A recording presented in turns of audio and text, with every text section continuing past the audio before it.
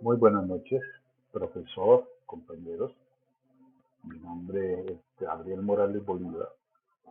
Hoy vamos a tratar los temas que me ha correspondido exponer, que son la ciudad universal y una revisión sobre lo que es el estoicismo.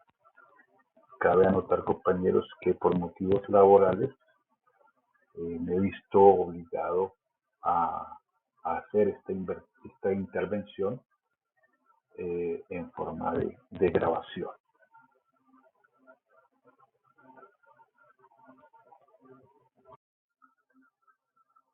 Después de haber hecho esta breve introducción, debemos remitirnos al siglo III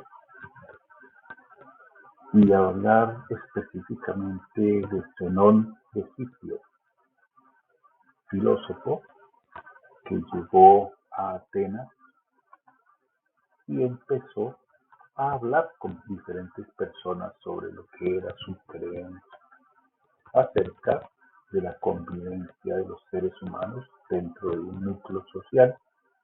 Él lo hacía en la estoa, también podemos traducirlo como pórtico, y como lo observamos en la gráfica, era un sitio protegido del sol, de la lluvia, rodeado de murales muy adecuados para un centro de meditación y desarrollo de la filosofía, básicamente.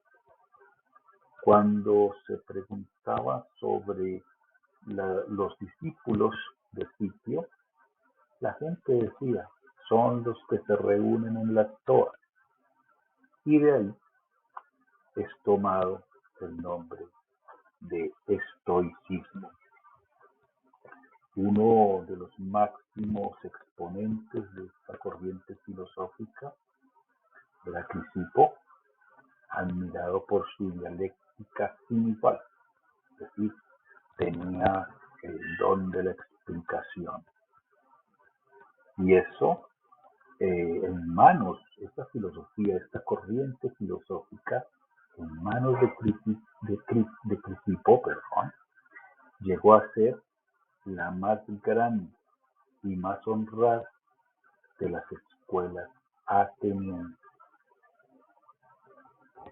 Esta escuela nos hablaba sobre la ley natural como regente absoluto de la sociedad. La ley natural era perfecta y generaba un verdadero orden moral. Decía también que la sabiduría consistía en apartarse de las tentaciones del mundo. Argumentaba también Crisipo sobre que la humanidad tiene una posición especial entre las creaciones del espíritu del mundo. Y nos explica que, por ejemplo, a los animales se les ha dado el instinto, los impulsos y facultades que requieren para vivir según sea su especie y su entorno en la naturaleza. Pero el hombre tiene la razón, el lenguaje y el sentido de lo justo y de lo injusto. Cabe notar que según la literatura que nos ha sugerido el docente para desarrollar estos temas, he podido identificar algunas características que me parecen las, como las más dicientes de lo que, de, de lo que explicaba esta corriente filosófica. Decía que, como primera medida, el humano debe vivir conforme a la naturaleza, tener control de los instintos, los impulsos de la carne eran la forma correcta de manejar el comportamiento en un grupo social. La autarquía. La autarquía tiene dos significados. Un significado de carácter económico y un significado en el carácter filosófico. Pero hay que conocer ese significado en la parte de la economía y la autarquía restringía las importaciones, las relaciones con otros países, centrando el bienestar y la prosperidad en la autosuficiencia. Ahora, la filosofía, la, la, la rama filosófica del estoicismo nos dice que la autarquía nos enseña cómo tener una rigurosa educación de la voluntad. Sus virtudes eran la resolución, la fortaleza, la devoción al deber y la indiferencia ante las solicitudes del placer. Es decir, un autocontrol absoluto de lo que son los instintos primarios y básicos de un ser humano. Como tercer punto, ese bienestar individual tenía pues algo que ver con la definición anterior de autarquía y es conseguir una independencia total de las cosas banales que ofrece el mundo. Es decir, tener una responsabilidad de su propia vida. Ese orden moral podríamos entenderlo como vivir en virtud o mejor, vi- vivir en virtud es vivir conforme a la ley de la naturaleza. Una persona que obedece esa ley natural es una persona virtuosa para esta corriente filosófica. Ahora bien, existe un poder superior al hombre, Dios, razón cósmica que todo lo ordena y es regulado por una ley eterna, que nada escapa de ella, nada escapa de la ley de Dios. La dependencia de un poder superior al hombre favorece la rectitud y una tranquilidad espiritual que resulta de la fe en la bondad y la racionalidad del mundo. Es muy importante destacar que para esta corriente filosófica existe una relación directa en el tener un ser superior que nos controla todos esos instintos primarios. Tanto los dioses como los hombres son ciudadanos del mundo y este mundo tiene una constitución que enseña al hombre lo que se debe hacer y lo que se debe evitar. La recta razón es la ley de la naturaleza. Ahí podemos observar que la corriente filosófica nos, nos nos da un concepto de universalidad de todo lo que es el componente de la sociedad, incluyendo a los dioses.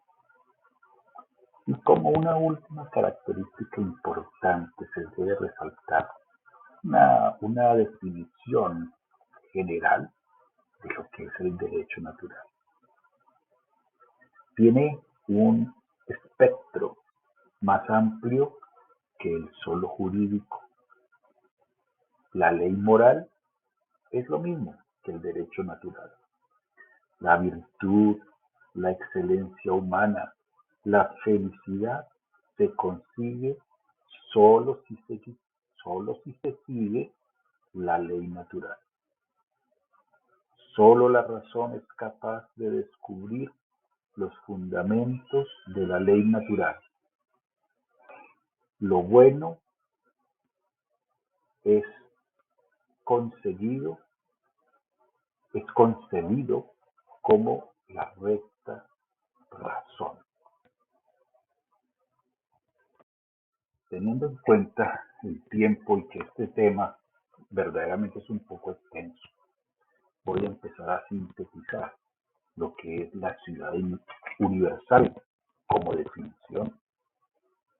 Es una sociedad en que no deberíamos vivir en ciudades ni países separados unos de otros por leyes particulares, sino que consideraban que todos los hombres deberían ser compatriotas o conciudadanos y que haya un solo mundo y ordenamiento como una multitud asociada y constituida con arreglo a una ley común.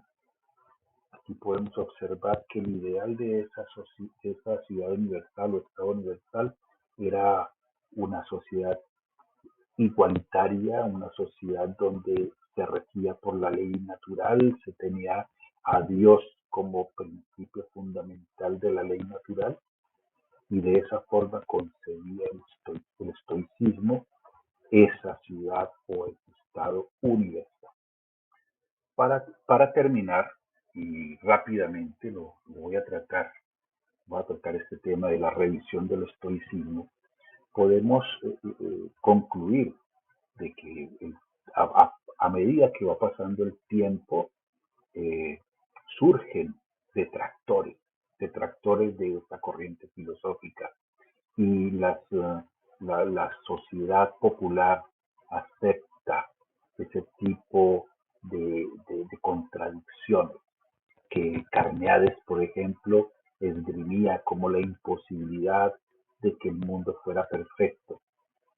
Fanecio de Rodas era una persona que empieza a unir lo que era la realidad más moderna del estoicismo, haciendo unos acercamientos sobre la realidad de la humanidad.